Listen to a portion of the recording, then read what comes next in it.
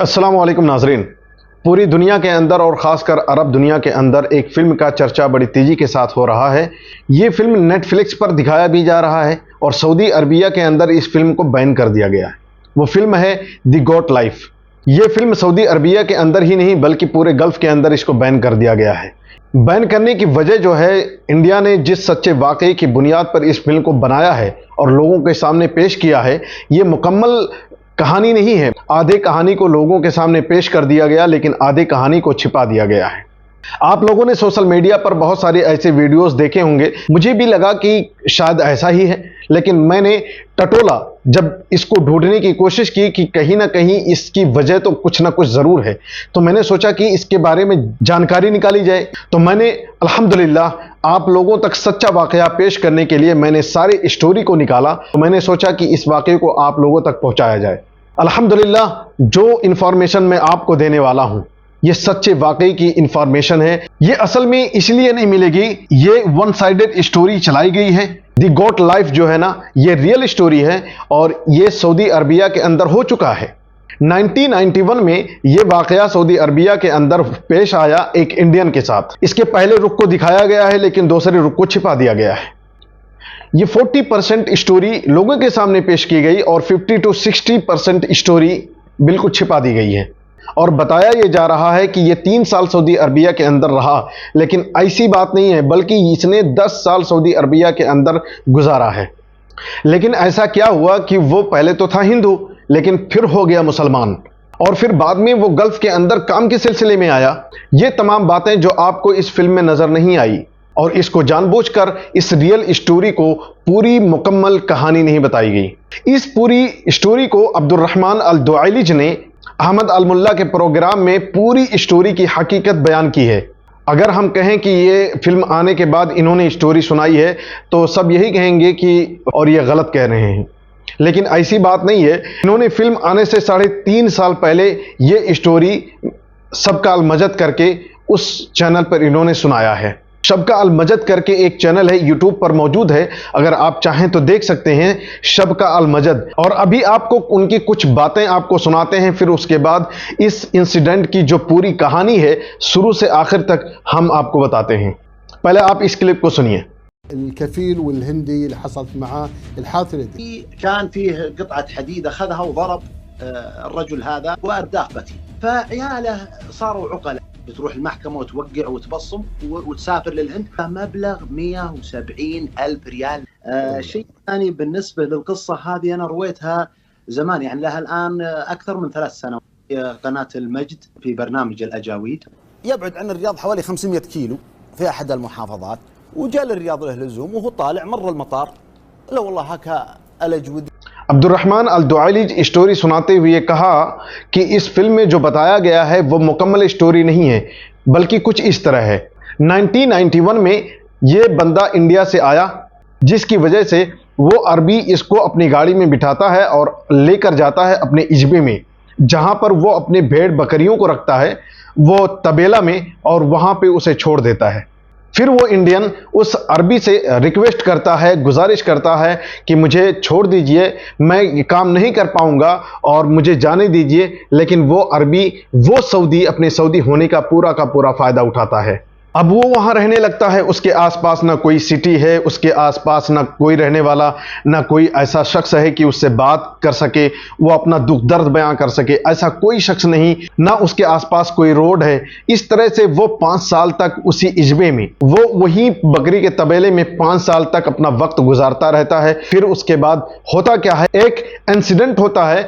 Saudi जो है उसके पास आता है अपने इजबे में, फिर वो सऊदी और इंडियन बातें करने लगते हैं, कुछ तल कलामी होती है। सऊदी गुस्से में आकर उस इंडियन को मार देता है, जिससे उस इंडियन को गुस्सा बहुत आता है। फिर एक राड उठाकर उसके सर पे दे मारता है, जिसकी वजह से उस सऊदी की वहीं पर मौत हो जाती है। और फिर क्या होता है कि वो इंडियन खौफजदा हो जाता है कि अब वो करे क्या। अब वहां से, उस इजबे से वो भाग खड़ा होता है, उस तबेले से वो भाग खड़ा होता है। फिर उसके बाद जब उस सऊदी का बच्चा वहां पर आता है, लड़का वहां पर आता है, तो क्या देखता है कि बाप की मौत हो गई है। फिर वो सऊदी का बच्चा पुलिस को कॉल करता है और इत्तला देता है, उस इंडियन ने मेरे बाप को मारकर यहां से फरार हो गया। फिर पुलिस उस इंडियन को तलाशती है और ढूंढने के बाद उसे गिरफ्तार करती है और उसे जेल में डाल देती है। फिर इंडियन पर मुकदमा चला और फिर उन्होंने कहा कि इस बंदे ने सेल्फ डिफेंस के लिए इसको मारा। हालांकि इसका इरादा कत्ल करने का नहीं था, लेकिन लड़ाई के दौरान उससे कत्ल हो जाता है और अब वो करे क्या। लड़ाई में कत्ल हो जाने से सर कलम करने का सजा नहीं होता। अदालत ने उस शख्स को दियत का ऑर्डर देता है कि तुम 1,70,000 रियाल उस सऊदी को दो, उसके बाद तुम यहां से अपने मुल्क जा सकते हो। तुमने एक शख्स की जान ली है। इस इंडियन ने अपनी स्टोरी सुनाई और उसने कहा कि मुझ पर जुल्म हुआ है और मेरे साथ गलत किया गया है और मुझे किडनैप भी किया गया, मुझे अगवा भी कर लिया गया। तो अब इसके बाद सऊदी शहरियों ने ये सारा माजरा देखा तो एक कैंपेन चलाने की कोशिश की और उस कैंपेन के जरिए पैसा इकट्ठा करने की कोशिश की कि किसी तरह इस इंडियन को छुड़ाया जा सके, क्योंकि इसकी गलती नहीं है और ये बगैर गलती की ये सज़ा भुगत रहा है, इसको सज़ा मिल रही है। तो वो कैंपेन चलाते रहते हैं, कुछ अरसा कैंपेन चलाते हैं और जब पैसा इकट्ठा हो जाता है लोगों से, क्योंकि लोगों के पास इतने पैसे नहीं होते, और थोड़ा थोड़ा करके जमा करने के बाद जब 1,70,000 रियाल जमा हो जाते हैं, उस सऊदी के घर जाते हैं जिसका कत्ल होता है, उसके बच्चों से मिलते हैं और उसके बच्चों से कहते हैं कि ये तुम्हारा 1,70,000 रियाल दियत के तौर पे मिला और हम ये चाहते हैं कि उस इंडियन के साथ एहसान किया जाए, क्योंकि उसकी गलती नहीं बल्कि तुम्हारा बाप गलत था, तुम्हारा बाप गलती पर था। तुम्हें चाहिए कि उसके ब्लड मनी को माफ़ कर देना चाहिए, उसके साथ हुस्न सलूक करना चाहिए, हालांकि वो सज़ा भुगत रहा है। ये सारी बातें सुनकर उस अरबी के बच्चों को खौफ खुदा आता है। फिर वो इस बात को लेकर, ब्लड मनी को लेकर उस शख्स के पास, उस इंडियन के पास पहुंचते हैं और कहते हैं कि ये ब्लड मनी मैंने माफ़ कर दी है और ये जो पैसा है मैं आपको दे रहा हूं इस एवज पे कि मेरे बाप को माफ़ कर दो, क्योंकि मेरा बाप गलत था, मेरा बाप गलती था, तुम्हारे साथ जुल्म किया और 5 साल तक तुम मेरे बाप के साथ रहे और मेरे बाप ने तुम्हारे साथ जुल्म करता रहा। वो इंडियन ये सारा मामला देखने के बाद उसके दिल में मोहब्बत सी जाग उठती है और वो फिर पूछता है कि क्या तुम लोग मुसलमान हो? तो लोगों को ख्याल आता है कि इसके पूछने की वजह तो है कुछ। फिर उसके बाद वो लोग कहते हैं कि हाँ हम मुसलमान हैं। तो कहता है तुम लोग मुसलमान हो, इस तरह से मुसलमान होते हैं? उन्होंने कहा हाँ हम मुसलमान हैं, हम इसी तरह से मुसलमान होते हैं।